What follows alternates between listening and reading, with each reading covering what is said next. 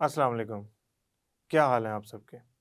आज जो हम टॉपिक पढ़ने जा रहे हैं वो फर्स्ट ईयर चैप्टर नंबर 3 का इम्पोर्टेंट टॉपिक है। ये दो शॉर्ट क्वेश्चन है। What is diffusion? What is effusion? इनमें क्या फ़र्क है? हम इसको डिटेल में डिस्कस करेंगे और थोड़ा सा इनमें डिफरेंस को भी डिस्कस करेंगे। याद रखिएगा, अगर ये बोर्ड में डिफरेंस की फॉर्म में आ गया शॉर्ट क्वेश्चन, तो आपने इसको टेबुलर फॉर्म में बनाना है, जिसके अंदर आप एक साइड पे डिफ्यूजन के बारे में बताएंगे और एक साइड पे इफ्यूजन के बारे में बताएंगे। तो चलते हैं हम अपने टॉपिक की तरफ।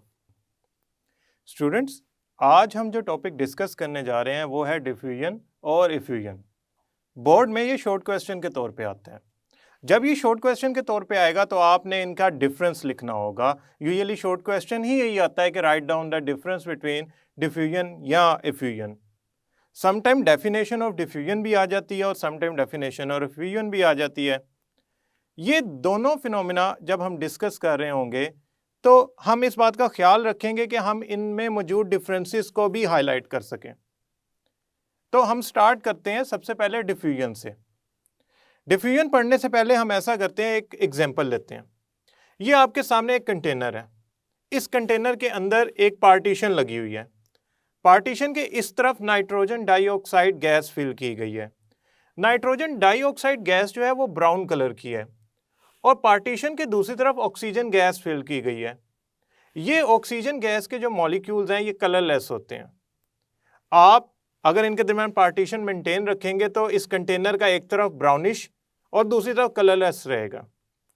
आपने क्या किया, आपने पार्टीशन को रिमूव कर दिया। पार्टीशन रिमूव करने पे हुआ यूं कि जो ब्राउन कलर के आपके नाइट्रोजन ऑक्साइड के मॉलिक्यूल्स थे उन्होंने मूव करना शुरू कर दिया टुवर्ड्स कलरलेस एरिया या टुवर्ड्स ऑक्सीजन रीजन, यानी कि ऑक्सीजन के इलाके में। और ऑक्सीजन के मॉलिक्यूल्स ने, जिस तरह आप देख सकते हैं, जाना शुरू कर दिया टुवर्ड्स नाइट्रोजन ऑक्साइड एरिया। हो क्या रहा है? हो यूं रहा है कि ये गैसेस पार्टीशन के रिमूव करने पे आपस में मिक्स होना शुरू हो गई। ये मिक्स क्यों हो रही हैं? ये मिक्स इसलिए हो रही हैं क्योंकि इनके पार्टिकल्स जब ये अलहदा थी या मैंने पार्टीशन रिमूव की उसके बाद भी आपस में टकरा रहे हैं, वॉल ऑफ कंटेनर से टकरा रहे हैं, तो इनमें पॉसिबिलिटी है कि कोलिजन्स की वजह से ये एक जगह से दूसरी जगह चले जाएं। तो होता यूं है कि ये आपस में कोलिजन्स की वजह से, अपनी रैंडम मूवमेंट की वजह से अपनी जगह पे मेंटेन नहीं रहते, ये मूव करना शुरू कर देते हैं from their place to other place. अब आप आहिस्ता आहिस्ता देख रहे हैं कि ऑक्सीजन जो है वो नाइट्रोजन डाइऑक्साइड के साथ मिक्स होती जा रही है। लेकिन आपने एक और चीज़ भी देखी कि ऑक्सीजन के मॉलिक्यूल्स जो हैं वो नाइट्रोजन डाइऑक्साइड के मॉलिक्यूल्स की निस्बत थोड़ा सा तेज़ी से चल रहे हैं, थोड़ा तेज़ी से मिक्स होने की कोशिश कर रहे हैं। और जो नाइट्रोजन डाइऑक्साइड के मॉलिक्यूल्स हैं जो ब्राउन कलर के हैं वो थोड़ा स्लो हैं ऑक्सीजन के मुकाबले में। उसकी वजह ये है कि नाइट्रोजन ऑक्साइड का जो मॉलिक्यूल है उसका मॉलिक्यूलर मास ज़्यादा होता है। भारी चीज़ों से भागना, चलना फिरना, उनकी मोबिलिटी थोड़ी तेज़ नहीं होती।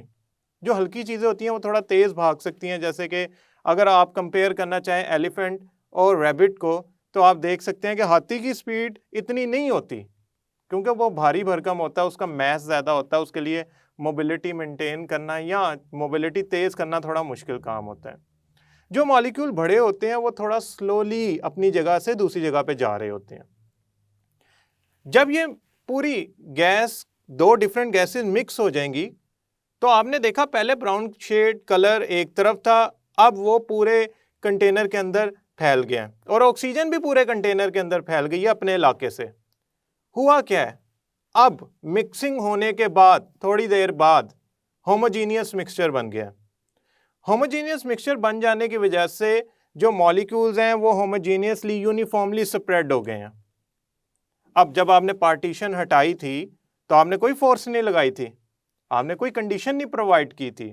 मॉलिक्यूल्स खुद कार यानी कि स्पॉन्टेनियसली, ऑटोमेटिकली मिक्स होना शुरू हो गए।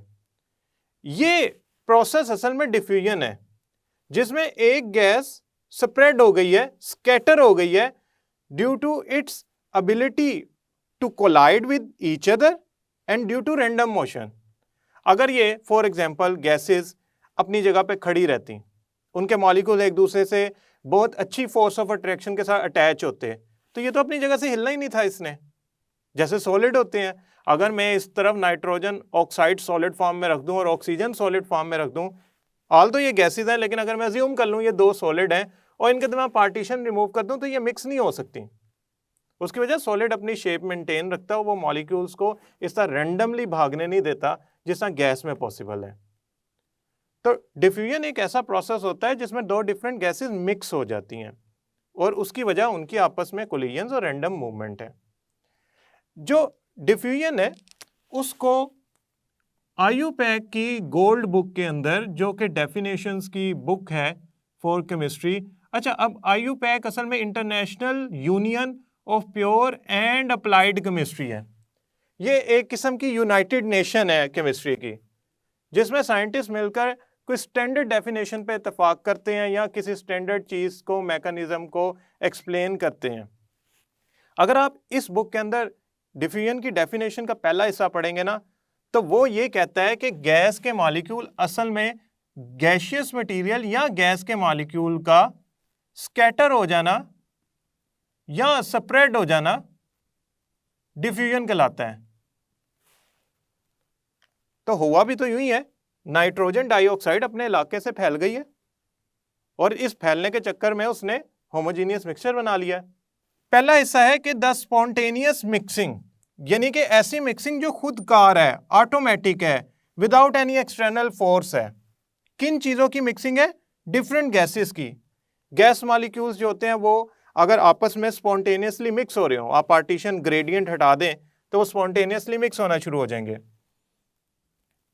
किस वजह से मिक्स होंगे? क्योंकि वो रेंडमली मूव कर रहे होते हैं और आपस में कोलाइड कर रहे होते हैं। अगर वो मिक्स हो जाएंगे तो थोड़ी देर बाद क्या रिजल्ट आएगा आपके पास? होमोजीनियस मिक्सचर, यानी कि यूनिफॉर्म मिक्सचर बन जाएगा।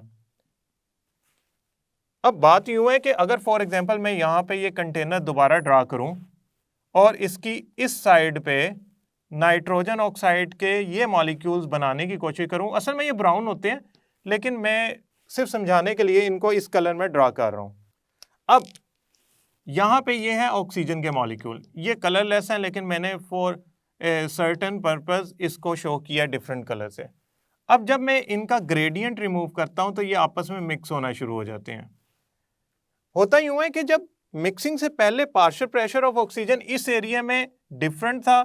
इस एरिया में डेफिनेटली ऑक्सीजन अगर मौजूद थी भी एक दो पार्टिकल, वैसे तो थी नहीं, हमने खुद नाइट्रोजन डाइऑक्साइड फिल की है, तो पार्शियल प्रेशर जैसे ही होमोजीनियस मिक्सिंग होती है वो एक जैसा हो जाता है, बराबर हो जाता है, क्योंकि यूनिफॉर्मली मॉलिक्यूल फैल जाते हैं पूरे कंटेनर के अंदर।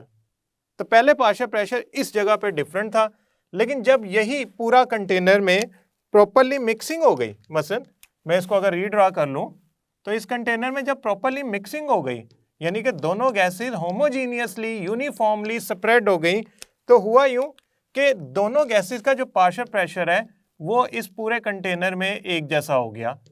अब ऐसा नहीं है कि आप यहां पे मेजर करेंगे तो कोई और वैल्यू आएगी और यहां पे मेजर करेंगे तो कोई और वैल्यू आएगी।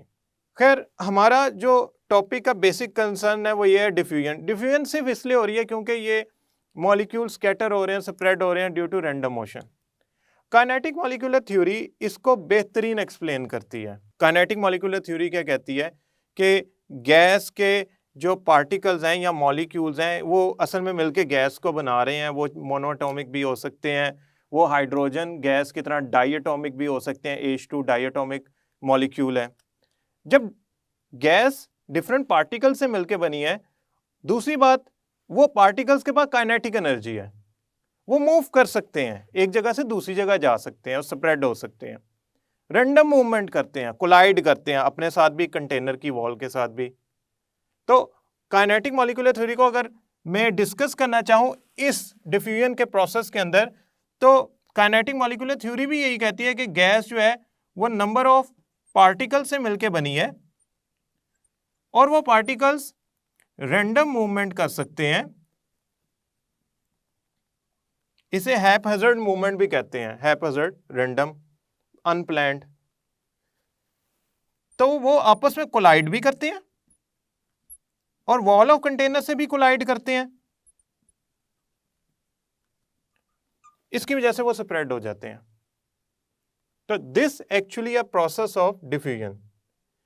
अगर आप काइनेटिक काइनेटिक मॉलिक्यूलर थ्योरी की टर्म्स में इसको डिस्कस करेंगे तो आप इजीली बता सकते हैं कि अगर पार्टिकल्स हैं तो पार्टिकल मूव करेंगे और एक प्लेस से दूसरी प्लेस पे जा सकते हैं, क्योंकि गैस के पार्टिकल है, एनर्जी है, उनको रोकने वाला कोई नहीं है। लिहाजा वो क्या करते हैं, आपस में कोलिजन्स करके मिक्स हो जाते हैं और आपस में कोलिजन्स और रैंडम मूवमेंट की वजह से होमोजीनियस मिक्सचर बना लेते हैं, जिसे डिफ्यूजन कहते हैं। अब डिफ्यूजन की हम अगर एग्जाम्पल लेना चाहें कोई, तो अगर कमरे के एक साइड पे हम परफ्यूम को स्प्रे करें, फॉर एग्जाम्पल ये एक रूम है, मैं थोड़ा सा साइज में छोटा रूम बना रहा हूँ और मैं क्या करता हूँ, इसके इस कोने पे परफ्यूम को स्प्रे कर देता हूँ। अब ये परफ्यूम के जो मॉलिक्यूल हैं गैसियस स्टेट में है, ये रैंडमली मूव कर रहे होंगे और रैंडम मूवमेंट आपस में कोलिजन्स की वजह से इनकी कोशिश होगी कि हम फैल जाएं। ये ले भाई, ये फैलना शुरू हो गए। जब मैंने परफ्यूम स्प्रे की थी तो जिस कमरे के कोने में मैंने परफ्यूम को यूज किया था सिर्फ वहीं तक उसकी खुशबू मौजूद थी। आहिस्ता आहिस्ता हुआ यूं कि ये जो खुशबू है ये फैलना शुरू हो गई। ये खुशबू फैल के पूरे कमरे में होमोजीनियस हो गई। असल में कमरे के अंदर मौजूद एयर के साथ परफ्यूम के पार्टिकल्स आपस में भी एयर के साथ भी कोलाइड करते करते यूनिफॉर्मली स्प्रेड हो जाते हैं और पूरे कमरे में फैल जाते हैं। अब ये कोलिजन्स और रैंडम मूवमेंट की वजह से इनका फैलाव डेफिनेटली डिफ्यूजन कहलाएगा। तो डिफ्यूजन की बेहतरीन एग्जांपल हम जो घर में परफ्यूम यूज करते हैं वो है। अब हम चलते हैं इफ्यूजन की तरफ। ये थोड़ा सा कॉन्सेप्चुअली इससे डिफर करता है डिफ्यूजन से। इसमें होता क्या है, इसमें होता यूं है कि गैस के molecule one by one escape कर जाते हैं। उनकी टेंडेंसी होती है एस्केप करने की। उनकी टेंडेंसी होती है कि अगर उनके सामने कोई होल आ गया है उनके साइज का जिसमें से वो पास कर सकते हैं तो वो गुजर जाएंगे, वो वेट नहीं करेंगे, उनको कोई रोकने वाला नहीं है। They have tendency to escape from a very tiny hole. Effusion की डिटेल में जाने से पहले इफ्यूजन की एग्जांपल पढ़ते हैं। आप समझें ये आपके पास एक कंटेनर है, इसके एक साइड पे हमने नाइट्रोजन डाइऑक्साइड गैस फिल की हुई है और दूसरी साइड इवैक्यूएटेड है, वैक्यूम है, कुछ भी नहीं है वहां पे। ये जो दरमियान में पार्टीशन है इसमें एक छोटा सा मॉलिक्यूल के साइज से थोड़ा बड़ा मिलता जुलता सिमिलर पिन होल कर दिया। यानी कि कोई बड़ा होल नहीं करना आपने कि वो जो पार्टीशन है वो ही आधी रह गई, इंतहाई छोटा आपने उसके अंदर होल कर दिया। अब होगा क्या कि जैसे ही गैस मॉलिक्यूल आपस में टकरा रहे हैं, वॉल ऑफ कंटेनर से टकरा रहे हैं, अगर कोई गैस मॉलिक्यूल उस होल के बिल्कुल ऑपोजिट आया और जब वो वॉल की तरफ या सरफेस की तरफ बढ़ा तो उसको उस जगह पे खाली जगह मिली, वो क्या करेगा, उसमें से पास कर जाएगा। वो एस्केप कर गया है कहां पे, from one part of container towards other part of container due to low pressure और वैक्यूम। अब बात यूं है कि ये एस्केप क्यों कर गया। असल में ये इसकी टेंडेंसी है, ये इसकी टेंडेंसी है कि अगर उसके सामने कोई खाली स्पेस आ गई, कोई होल आ गया जिसमें से वो गुजर सकता है, उसने गुजर जाना है। ये कोलिजन्स की वजह से नहीं हुआ, ऐसा नहीं है कि वो कोलिजन्स की वजह से उस जगह से, उस होल से एस्केप कर गया, ये उसकी टेंडेंसी है। अब अगर आप इस डायग्राम को गौर से देखें तो molecules one by one escape करते जा रहे हैं और अल्टीमेटली क्या होगा, हम इस प्रोसेस को इफ्यूजन कहेंगे। अब हम ऐसा करते हैं, एक और एग्जांपल लेते हैं। ये जरा रियल लाइफ की ऐसी एग्जांपल है जो अक्सर आप लोगों ने बचपन में देखी होगी। ये एक बैलून है और इसमें आपने हाइड्रोजन गैस फिल की हुई है। हाइड्रोजन गैस आप इसमें फिल करवा लें, 2 या 3 दिन बाद ये जो है अपने साइज से बहुत छोटा हो जाता है, इसमें गैस कम हो जाती है। वो गैस गई कहां। इसको अगर आप टेक्निकली समझना चाहते हैं तो हम ऐसा करते हैं, इसकी जो वॉल है इसको थोड़ा सा हम एक्सपेंड करके देखते हैं। ये जो बैलून है ना, इसकी वॉल असल में रबर की वॉल होती है, उसमें ना मॉलिक्यूलर साइज के होल्स होते हैं, सुराख होते हैं जो हमें आम आंख से नजर नहीं आते। अब ये मैंने बना दिए होल्स, जो मैंने स्पेशली मैग्नीफाई किया मिलियन टाइम्स, तो मुझे पता लगा अच्छा ये तो होल्स हैं। मैंने इसमें फिल की हुई है हाइड्रोजन गैस के मॉलिक्यूल, ये मैं इस तरह के हाइड्रोजन गैस के मॉलिक्यूल बना रहा हूं। अब होता यूं है कि ये हाइड्रोजन गैस के मॉलिक्यूल आपस में भी टकरा रहे होते हैं, वॉल से भी टकरा रहे होते हैं, रबर की जो बैलून की होती है। जैसे ही कोई मॉलिक्यूल, फॉर एग्जांपल ये एक मॉलिक्यूल है, ये वॉल से टकराने के लिए आया तो उसके सामने उसे नजर आया कि कोई ओपनिंग है, होल है, कोई छोटा सा पिन साइज का, मॉलिक्यूल के साइज का होल है। तो वो क्या करेगा? ऐसा नहीं है कि वो इसको देख के पीछे हट जाएगा, वो इसमें से पास कर जाएगा। अब आप कहेंगे सर एक थोड़ी है मॉलिक्यूल, अरबों खरबों मॉलिक्यूल है, तो एक को थोड़ी अपॉर्चुनिटी मिलेगी। हर होल में से कोई ना कोई मॉलिक्यूल एस्केप कर रहा होगा और वो करता जाएगा। यही वजह है कि विद टाइम हाइड्रोजन गैस बगैर कुछ किए एक बैलून में से निकलना शुरू हो जाती है, क्योंकि उसके सामने मॉलिक्यूलर साइज के, स्मॉल साइज के पिन होल्स आते हैं जिसमें से वो एस्केप करती जाती है। अब इफ्यूजन को अगर हम बात करें तो इससे कैसे डिफरेंट है? वो होती है scattering, spreading of gas due to collisions, due to random motion. ये है escaping of gas. Molecules one by one without collision, इनकी टेंडेंसी होती है, इनकी कोशिश होती है कि हम एस्केप कर जाएं। ऐसा नहीं है कि हम इसे कहें कि हमने कुछ ऐसा कहा है उनको जो वो एस्केप कर गए हैं। हम डेफिनेशन की तरफ चलते हैं। The definition states the effusion of a gas is it's movement through extremely small opening. Effusion एक ऐसा प्रोसेस है जिसमें गैस के मॉलिक्यूल निकल जाते हैं। कहां से? स्मॉल ओपनिंग से। स्मॉल ओपनिंग का क्या मतलब है? मॉलिक्यूल की मिलती जुलती साइज की। फॉर एग्जांपल मॉलिक्यूल है आपका 0.2 नैनोमीटर का, तो इसके अराउंड ही होगा साइज इसका। ऐसा नहीं है ये आपकी 1000 नैनोमीटर की ओपनिंग होगी। मसलन एक स्टूडेंट के सामने अगर एक उसके साइज का दरवाजा हो तो वो 1-1 करके निकलेंगे। अगर एक स्टूडेंट के सामने ना दीवार है ना दरवाजा है और वो पूरी क्लास को मैं अलाउ करता हूं कि students you can go outside, तो उनको 1 बाय 1 करके निकलने की जरूरत नहीं। उनके सामने कोई पार्टीशन ही नहीं है, वो सारे निकल जाएंगे। तो मैं उनकी नहीं बात कर रहा, मैं 1 बाय 1 एस्केप की बात कर रहा हूं। तो ऐसा नहीं होना चाहिए, इसके मिलती जुलती ओपनिंग होनी चाहिए। कहां चले जाते हैं? उस इलाके में जहां प्रेशर कम होता है या वैक्यूम होता है या वैक्यूएटेड स्पेस होती है, खाली जगह होती है। अब इफ्यूजन की एग्जांपल तो ये बैलून का साइज में कम हो जाना, वॉल्यूम डिक्रीज कर जाना विद टाइम है, क्योंकि उसमें से पार्टिकल एस्केप कर जाते हैं through tiny holes. Factors affecting rate of diffusion की तरफ चलते हैं। स्टूडेंट्स, डिफ्यूजन या इफ्यूजन, इस पे जो फैक्टर्स अफेक्ट करते हैं उसमें सबसे इंपॉर्टेंट है काइनेटिक एनर्जी ऑफ मॉलिक्यूल, जो कि एक्चुअली टेम्परेचर से रिलेटेड है।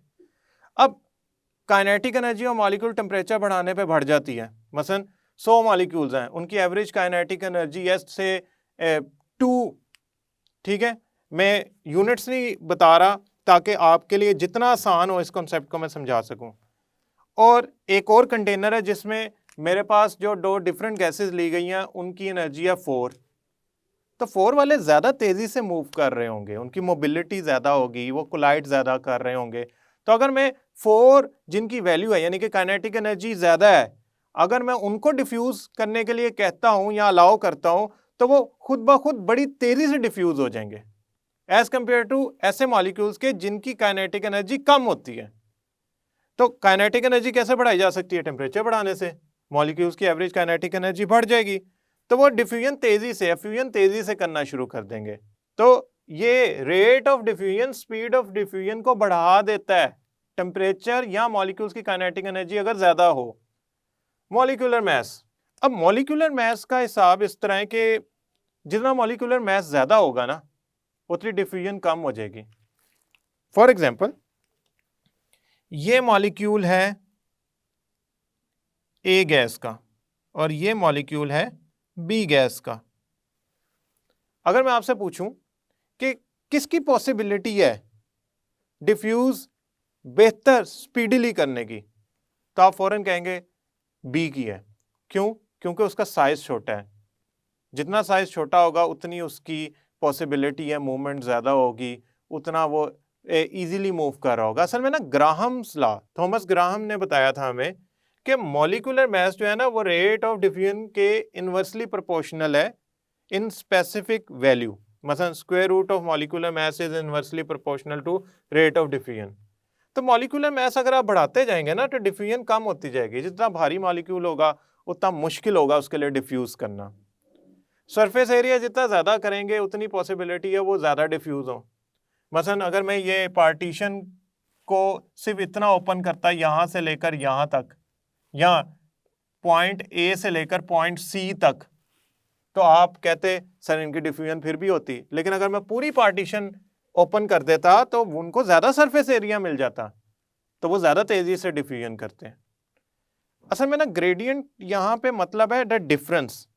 अगर नाइट्रोजन ऑक्साइड की कंसंट्रेशन बढ़ा दूं एक साइड पे और दूसरी साइड पे कम हो या ना हो, और मैं नाइट्रोजन डाइऑक्साइड की कंसंट्रेशन और इंक्रीज कर दूं, मैं क्या कर रहा हूं, ग्रेडियंट बढ़ाता जा रहा हूं, डिफरेंस बढ़ाता जा रहा हूं। जितना डिफरेंस ज्यादा होगा उतनी स्पीडीली डिफ्यूजन होगी। स्टूडेंट ये फैक्टर आपने समझ लेने हैं। आपने बुक के मुताबिक सिर्फ डेफिनेशंस, काइनेटिक मॉलिक्यूलर थ्योरी के मुताबिक डिफ्यूजन की एक्सप्लेनेशन, ये टेंडेंसी ऑफ एस्केप है, ये स्प्रेडिंग या स्कैटरिंग ऑफ मॉलिक्यूल्स है, और जनरल नो हाउ के ये क्या फैक्टर्स होते हैं, बस इतना कर लेना है। मैं उम्मीद करता हूं ये शॉर्ट क्वेश्चन आएगा तो आप इनमें डिफरेंस भी लिख सकेंगे और आपको समझ भी आ गया होगा, और real life example of perfume and balloon भी बता सकेंगे। स्टूडेंट्स, मुझे उम्मीद है ये टॉपिक आपको समझ आया होगा और आज आपको ये भी अंदाज़ा हो गया होगा कि परफ्यूम एक कमरे के कोने से पूरे कमरे में कैसे फैल जाती है, और बैलून्स पड़े पड़े उनके अंदर से गैस क्यों निकल जाती है। बात याद रखिएगा, डिफ्यूजन और effusion are the different things. इनको एज अ शॉर्ट क्वेश्चन याद कीजिएगा। नेक्स्ट लेक्चर तक के लिए अल्लाह हाफिज़।